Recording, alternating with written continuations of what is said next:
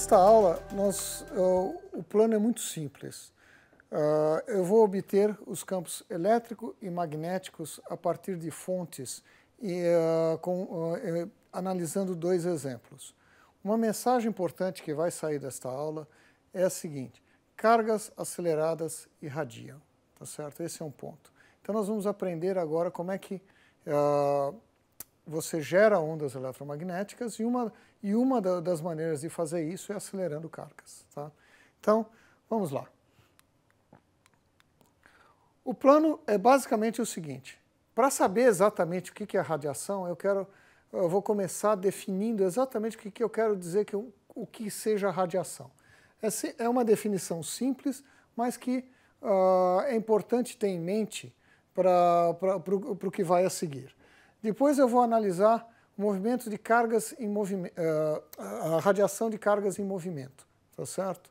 E eu vou chegar à conclusão que cargas aceleradas irradiam. E finalmente, eu vou calcular qual é a radiação eletromagnética de um dipolo oscilante. Isso daqui é um exemplo típico de radiação que acontece. Então, vamos começar pela parte direta. O que é radiação? Se eu gero uma onda eletromagnética, o que eu estou querendo fazer é o seguinte: eu gero algo aqui e eu quero que a energia que essa onda carrega vai longe. Na verdade, eu quero que vá para o infinito matematicamente. Então, eu vou dizer que eu tenho radiação quando a minha fonte gera uma onda, eu consigo gerar uma onda e que essa onda vai até o infinito carregando energia. O que isso significa? Vamos olhar agora em mais detalhes. Para analisar como que é feita o transporte de energia, eu vou usar o vetor de Poynting, que vocês já conhecem, que é um vetor que é dado a menos de uma constante pelo produto vetorial de E e B, tá certo? E esse vetor tem dimensões de energia por unidade de tempo por unidade de área, tá certo? Então, quando ele é integrado em uma área e você me dá a normal dessa área, digamos um certo dA com uma normal ER, tá certo? A energia que está cruzando por unidade de tempo aquela área é dado simplesmente pela área a normal escalar com esse vetor. Então, isso é o vetor de Poynting, que é o que me permite, vai ser o meu critério, vai me permitir saber se eu vou ter radiação ou não, tá certo? Então, só para começar, eu vou considerar que eu tenho uma fonte na origem do meu sistema de coordenadas, vou pegar coordenadas esféricas, e vou fazer uma casca esférica, vai ser essa minha superfície, tá certo? E quando eu for calcular a energia que está passando nessa superfície por unidade de tempo que está passando aqui, tudo que eu tenho que fazer é pegar o vetor de Poynting, multiplicar pela normal em cada ponto, um elemento de área e fazer a integral, tá certo? Então, é isso que eu tenho que fazer. Bom, vamos fazer o seguinte, só para ter uma noção grosseira de como é que tem que ser os campos. A área dessa esfera cresce com 4πr². Essa é a área da esfera. A área dessa esfera está crescendo. Se eu quero que essa energia que está passando por unidade de tempo seja constante, ou seja, a energia passou por aqui, se eu pegar uma esfera maior, ela continua passando e indo para o infinito, tá certo? Eu vou ter que esse termo aqui cresce com r², o vetor de Poynting tem que diminuir como 1 sobre r² para que isso fique constante. Como o vetor de Poynting está relacionado ao campo elétrico, campo magnético, de uma forma simples, eu simplesmente posso tomar que o campo eletromagnético, o campo elétrico cai com 1 sobre r e o campo magnético também cai com 1 sobre r, tá certo? E para que o vetor de Poynting tenha componentes perpendiculares, o vetor de Poynting seja paralelo à normal à superfície, esses campos elétricos e magnéticos eles têm que estar na perpendicular aqui dentro da casca esférica. Eles têm que estar perpendiculares à normal, como está aqui. Tá? Bom, então, só transformando isso talvez numa equação, se eu adotar coordenadas esféricas, a minha superfície esférica está aqui, tá? A minha normal a ela é o ER. Então, se eu tomar um campo elétrico que cai com 1 sobre R, tem uma certa função do tempo em cima. O campo magnético cai com 1 sobre R, com uma dada função. E eu tomar o campo elétrico na direção do versor é θ de coordenadas esféricas. E eu tomar o vetor B na direção Φ de coordenadas esféricas, o produto vetorial de E por B me dá na direção ER, e o meu vetor de Poynting tem essa expressão que está aqui, caindo como 1 sobre R2. Tá? E a sua direção de propagação é radial, ela está saindo da fonte em todas as direções que está aqui. Então, se eu for calcular numa casca esférica o fluxo de energia, eu vejo que ele é simplesmente a área, porque esse vetor de Poynting, para um dado raio R, ele é constante, o módulo dele é constante, é dado por E0, B0 por μ0, R2, e eu vejo que o fluxo de energia está sendo constante, independente de R. É exatamente o que eu quero. Então, o que a gente vai fazer, de uma certa maneira, vai ser mostrar que quando eu tenho fontes, eu consigo campos similares a esses que eu coloquei aqui como exemplo. Bom, qual é o nosso ponto de partida? Nós vimos na aula anterior que eu sei calcular os potenciais escalar e vetor a partir das fontes, ou seja, eu tenho que usar estas expressões que estão aqui.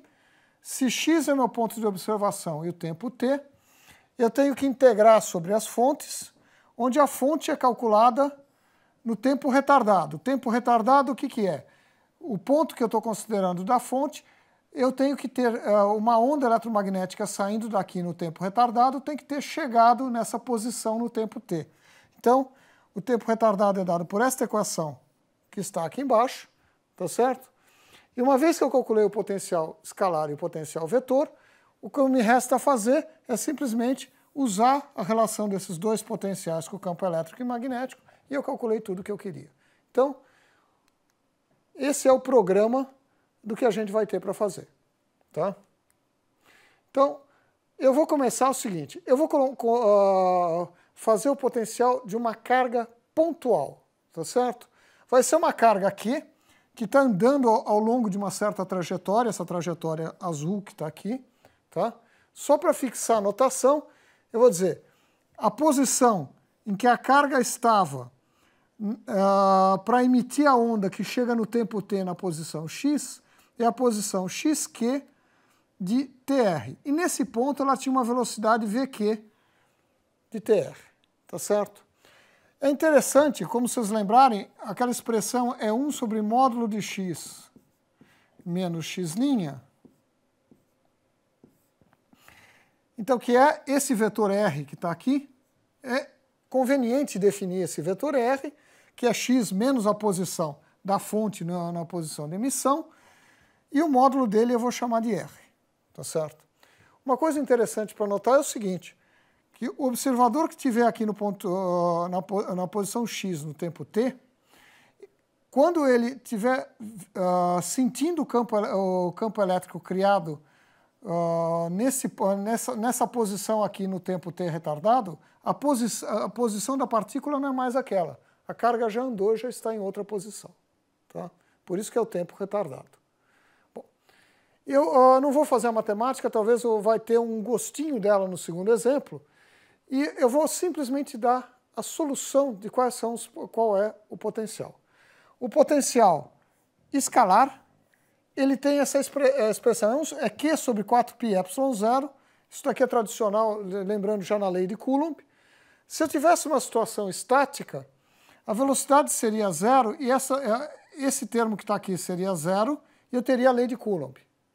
Beleza, então isso daqui... Só que, como eu estou numa situação dinâmica, eu tenho uma correção à lei de Coulomb, em que, em vez de ter só a distância da carga ao ponto de observação, quando a onda foi emitida, eu também tenho uma correção que vai como esse vetor R escalar com a velocidade dividido pela velocidade da luz. E tudo isso calculado no tempo retardado.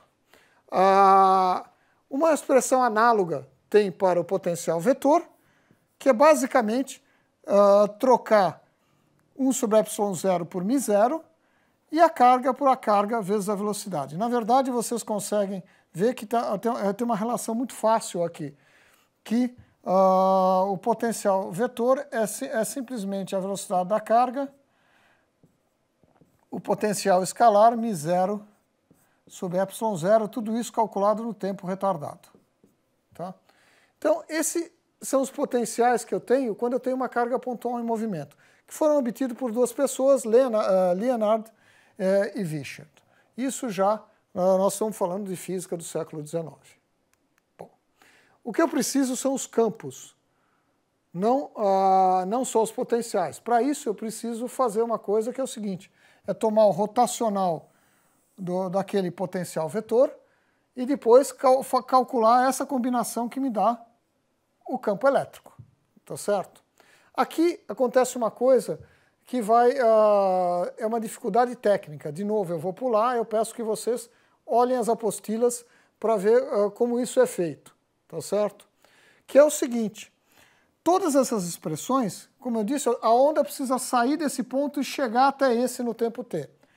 Então, a onda foi gerada no tempo retardado, tá certo? O tempo retardado, ele depende da posição que estava a partícula e do tempo de observação. Só que, você vê, é uma equação não trivial, nem sempre eu consigo resolver isso. Esse é um ponto. Segundo ponto, o tempo retardado é uma função do ponto de observação e do tempo t.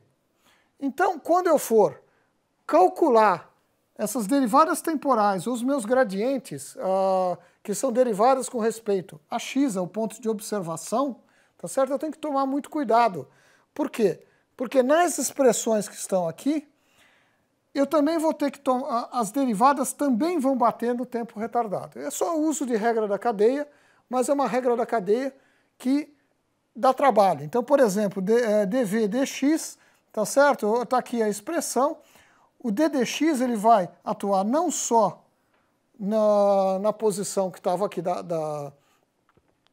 do ponto de observação, mas ele também vai ter que atuar na posição da partícula e na velocidade da partícula através da regra da cadeia. Isso tem que ser feito com cuidado. Vocês dão uma olhada na apostila e está feito lá. Qual é o resultado? O resultado, como vocês podiam imaginar, é um pouquinho mais complicado, para não dizer bem mais complicado, do que o campo de uma carga pontual em eletrostática. Tá certo? Ele vamos passar aqui, só para ver a fórmula, a expressão é dada por essa expressão que está aqui. Deixa eu só definir os elementos que estão aqui. Para simplificar, foi definido um versor n, que ele aponta na direção, dentro da posição da partícula no tempo retardado para o ponto de observação no tempo t. Tá certo? Esse é o versor n que está lá. Depois aparece uma quantidade chamada beta, que é simplesmente uma convenção que você costuma fazer, que é a velocidade da partícula dividido por c, para simplificar as expressões. Mais um elemento que apareceu nessa fórmula é esse fator γ2. γ2, se vocês lembrarem, é um fator que aparece muito em relatividade. O eletromagnetismo é uma teoria relativística. O gama é definido como 1 sobre raiz quadrada de 1 menos beta2, ou seja, o raiz quadrada de 1 menos a velocidade ao quadrado sobre C2 da partícula. Tá? O campo elétrico tem uma expressão feia, tá certo? Todos calculados no tempo retardado, mas o campo magnético é muito simples. É simplesmente essa direção aqui, vetor com o campo elétrico. Então, dando indicações de que isso daqui vai ser uma coisa que vai levar a ondas eletromagnéticas que estão se propagando para direções para fora. Só tem um comentário que vem nessa hora e vocês devem estar tendo, e a única coisa que eu consigo, que eu digo que é o seguinte. Essa é uma expressão grande, tá certo? Quando você enfrenta uma expressão grande, eu acho que a melhor coisa para fazer é sempre verificar que eu entendo a origem.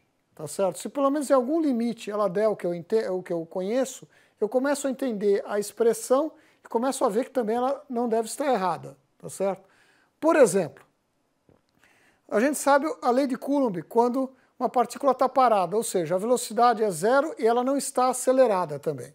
Tá certo? Vamos pegar um caso muito simples, que a aceleração também é zero. Tá? No caso de aceleração igual a zero, esse segundo termo aqui desaparece. Ele é zero porque ele é diretamente proporcional à aceleração. Com a velocidade é zero, esse termo também desaparece. Isso daqui é igual a 1. O γ2, por definição, é igual a 1. E eu obtive exatamente o campo elétrico de uma carga pontual, a lei de Coulomb. Tá certo? Então funciona muito bem. Então, primeiro ponto que a gente já passou. Segundo ponto importante para notar aqui é que esse primeiro termo é proporcional, esse termo que me deu a lei de Coulomb é proporcional a 1 sobre a distância ao quadrado entre a fonte e o ponto de observação. Enquanto que o segundo termo é proporcional a 1 sobre R só. Então, o candidato a ser o termo responsável pela radiação eletromagnética é esse segundo termo. Como a gente viu, radiação está associada com campos que caem com 1 sobre R. Então, uma coisa importante a notar aqui é que isso daqui é vital eu ter aceleração. Se a aceleração não for nula, esse termo se anula por inteiro, porque esse primeiro produto vetorial dá zero, aí não tem mais o que fazer, eu termino. Então a aceleração é importantíssima. Eu aproveitei para resumir aqui embaixo o pedaço dessa fórmula grande que é importante para a radiação, ou seja, o segundo termo. O segundo termo está aqui, tá certo? Com a dependência de 1 sobre R, tá certo? A dependência na aceleração, tá? E o B com a fórmula simples, que é simplesmente a direção de observação visto do tempo retardado, vetor E. Bom, então, uma vez que a gente tem essas expressões, você nota que é uma expressão que continua não sendo simples em termos da aceleração, da velocidade, que aparece em vários pontos. Mas a coisa importante para lembrar aqui é que carga acelerada irradia, tá certo? Porque eu gerei um campo que cai como 1 sobre R, tanto o campo elétrico quanto o campo magnético. Exatamente qual vai ser a forma dessa radiação depende de detalhes. O diabo está sempre nos detalhes. Se você estiver numa velocidade muito baixa, tá certo? A radiação normalmente, e estiver andando em linha reta, e a carga estiver acelerada nessa linha reta, em velocidades baixas, a tendência é que a maior parte da radiação saia numa direção perpendicular ao movimento. Agora, se a velocidade crescer e estiver se aproximando da luz, a radiação é que ela seja a tendência é que ela seja emitida muito próxima com a direção de movimento. Tá? Então essa é uma característica. Um outro caso, por exemplo, como depende da velocidade da aceleração, você pode olhar um movimento circular. No movimento circular, cuja aceleração está aqui, e a minha velocidade está para cá, na perpendicular, se a velocidade for baixa, essa estrutura que apareceu aqui, ela é similar ao que acontece aqui. A maior parte da radiação está perpendicular à aceleração. Agora, se você aumentar a velocidade, grande parte da aceleração sai na direção da velocidade. Isso é usado em máquinas, por exemplo, como tem no Brasil, perto de Campinas, o síncrotron, que produz uma radiação muito energética. E isso funciona como um grande microscópio que permite testar coisas na escala atômica e molecular. E você permite um bom avanço da ciência. Isso, e o ponto de funcionamento é simplesmente algo similar ao que está acontecendo aqui. Bom, mas voltemos e vamos analisar o caso em que a partícula está se movendo lentamente. Lentamente, o que eu quero dizer é que simplesmente onde tiver velocidade aparecendo nessas expressões, eu ponho zero. Então, tendo feito isso, aqui estão os campos, nesse caso, tá certo? Proporcionais a 1 sobre R, proporcionais à aceleração, e o campo B perpendicular. Eu posso ir lá e simplesmente agora calcular o vetor de Poynting, E vetor B. Agora, como E é perpendicular a B e E tem o produto vetorial com a direção de observação, tá certo? É fácil ver que o vetor de Poynting é simplesmente uma constante na direção que liga o tempo, a posição da carga no tempo retardado com o ponto de observação. Se eu medir o ângulo entre a aceleração e o ponto de observação for θ, essa é uma radiação que depende de seno ao quadrado de θ, tá? E como eu disse, ele depende da aceleração, beta ponto é a derivada da velocidade, ou seja, a aceleração aparece aqui ao quadrado na minha expressão do vetor de Poynting, e como esperado, o vetor de Poynting cai como 1 sobre r ao quadrado. Com isso, a potência que é irradiada, se eu olhar num certo cone de ômega, o que está saindo de potência nessa direção é simplesmente a área que está aqui, é d ômega R2, a normal, que é o próprio n escalar S. Eu vejo que isso daqui é proporcional ao seno ao quadrado de θ, então a potência irradiada por unidade de ângulo sólido é proporcional, é constante, não depende da distância que eu estiver observando, ela depende do seno ao quadrado entre o ponto de observação e a minha aceleração, dessas duas direções, e depende também da aceleração ao quadrado. E tem essa forma que está aqui, que é aquela forma que eu já tinha mostrado, que tem máximo perpendicular à aceleração. Isso daqui é chamado aceleração de Larmor. Desculpe, radiação de Larmor. Bom, para fechar, talvez fechando o curso aqui, eu vou fazer o exemplo, que foi o exemplo que o próprio Hertz calculou, quando ele foi fazer o seu experimento, que é de um dipolo oscilante, tá certo?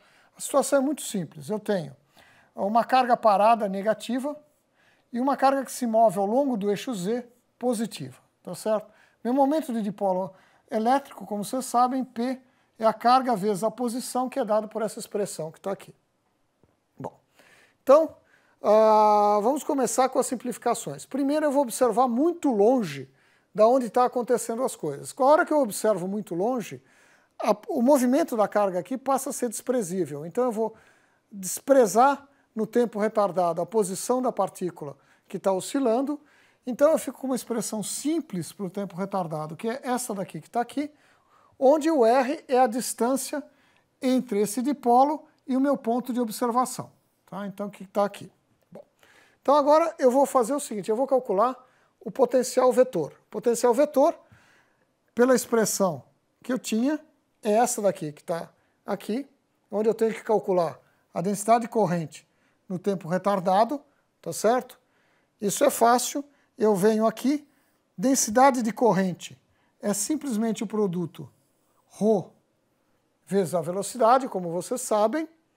Então eu substituo a densidade corrente por ρ vezes a velocidade, o ρ é a posição da carga dependendo da posição, vezes a velocidade, que agora está calculada no tempo retardado. O tempo retardado está aqui, T menos RC. Bom, como eu estou integrando sobre a posição da carga, tanto a velocidade quanto esse R não dependem da posição mais. Então eu posso tirar para fora da integral que está aqui e sobra só uma integral sobre a densidade de carga. Essa integral sobre a densidade de carga, o que é? Nada mais é do que a carga, tá certo? Aqui eu simplesmente movi as equações uma para cima e essa densidade de carga aqui integrada me deu a carga que está aqui. Então eu tenho o potencial vetor que está aqui e agora eu posso passar.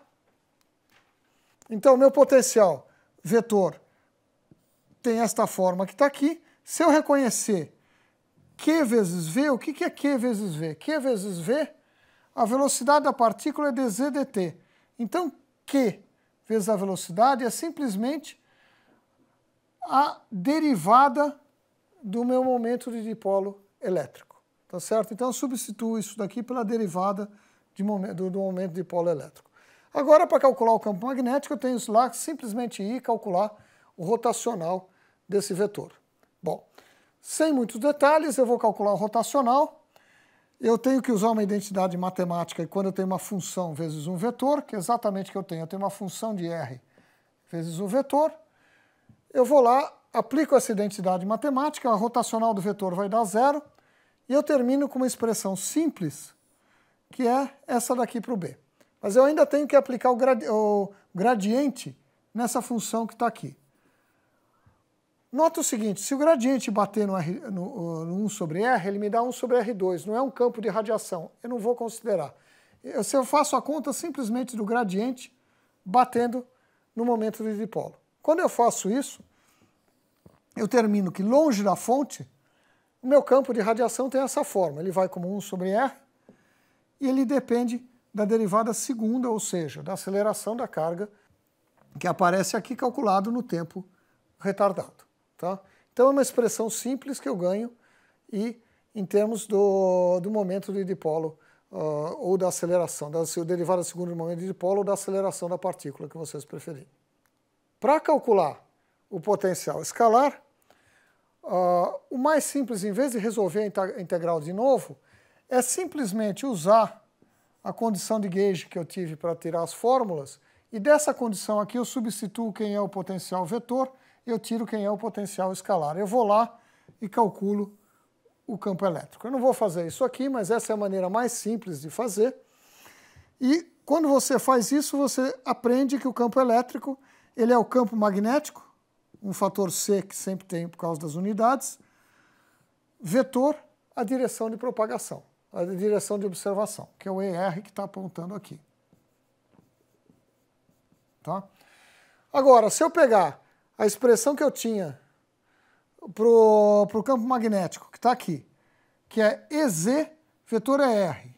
Aqui, esse ângulo aqui é θ, tá certo? Porque o momento de dipolo está na direção EZ.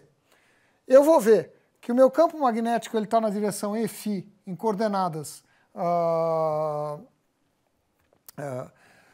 esféricas, enquanto que o campo E está na direção Eθ. E com isso eu recobro aquele exemplo que eu fiz logo no início da aula, que eu tenho, que eram campos que um estava na direção Εφ, o outro na Eθ, e isso me dá radiação. E esses campos caem como 1 sobre R. Tá?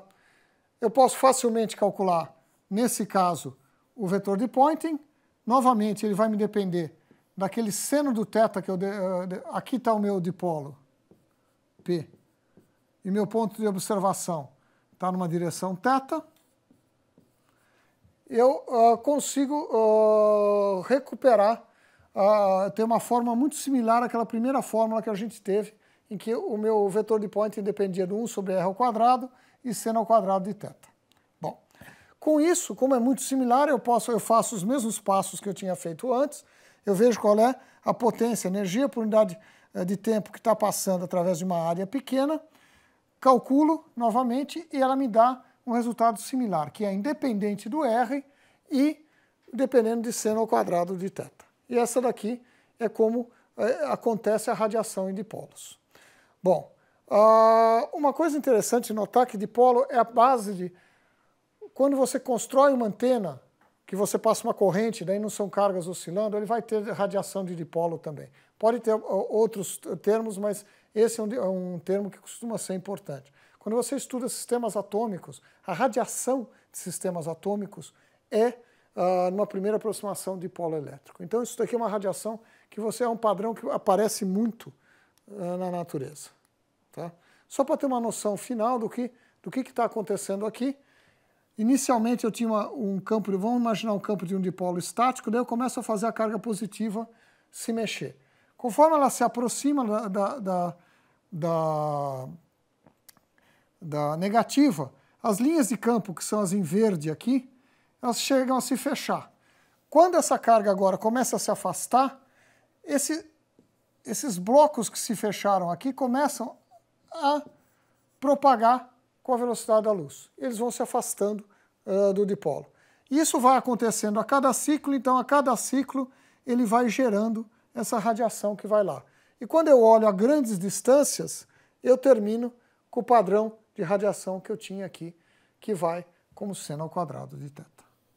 Bom, com esse exemplo, a gente fecha o curso de eletromagnetismo avançado, tá certo?